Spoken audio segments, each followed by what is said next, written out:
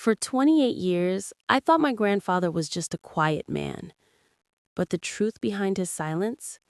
It shattered everything I believed about my family.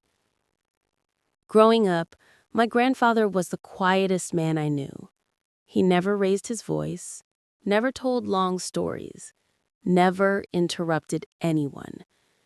If love had a sound, his was silence. At family dinners, he would sit at the corner of the long wooden table, gently tapping his fingers as if replaying a melody only he could hear. My mother always said, "That's just how Dad is. He's always been a man of few words." But even as a child, I sensed something else, a heaviness behind his eyes, the kind that didn't come from shyness, but from memories too painful to speak. As years passed, I grew older.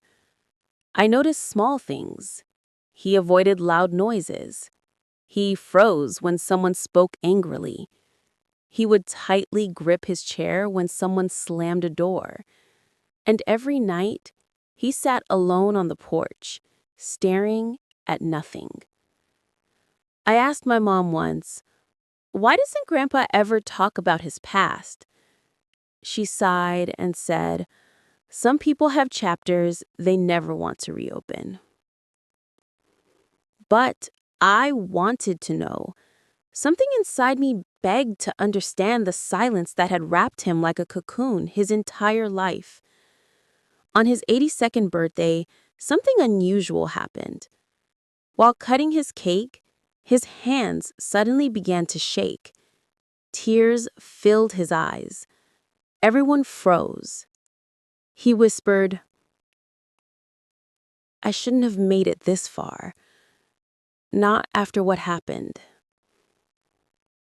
A silence fell over the room. My heart caught fire with curiosity.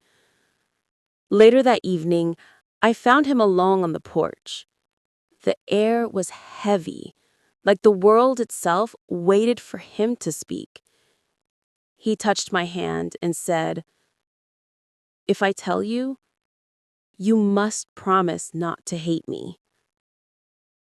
I nodded, my throat tight. What he told me next broke my heart. When he was 19, my grandfather served in the army.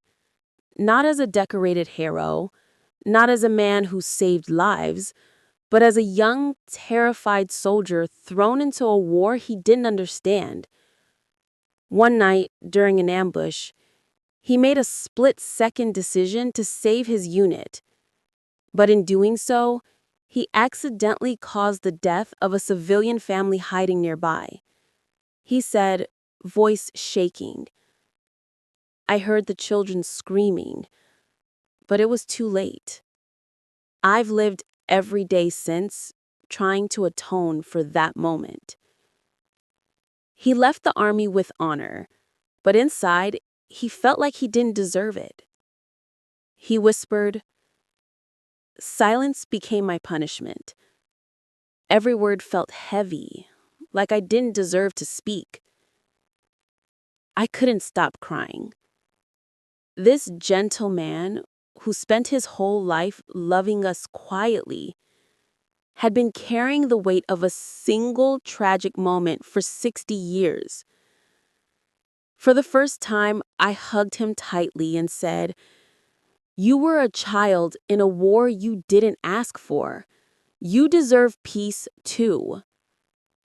That night, he finally cried in someone's arms. A week later, he left me his journal, filled with letters he never had the courage to read aloud. His silence wasn't emptiness. It was grief. It was guilt. It was love trying to protect everyone from the shadows he carried. And now, whenever the house is quiet, I don't feel empty anymore. I feel him. And I understand.